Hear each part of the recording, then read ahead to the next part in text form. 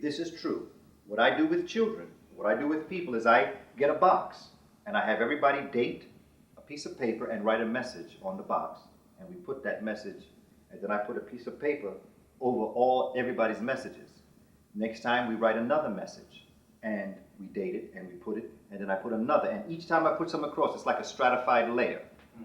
And then what we do is after we do 12, I go back and we start to go from top to bottom.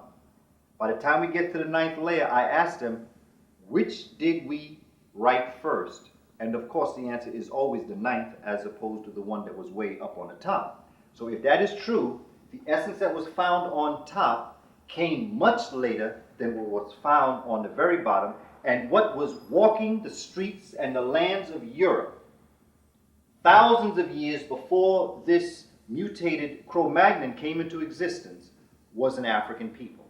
Found surrounding this African culture was what is known as the Aurignacian tool. Now the Aurignacian tool is very important in the fact that the Aurignacian culture, tool culture in Europe, seems to be born overnight.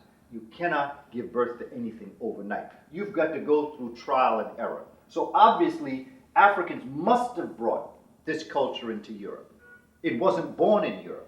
If in fact this Aurignacian culture was not born in Europe, it means that the civilization brought into Europe was not indigenous to Europe, but indigenous in Africa and then brought to Europe.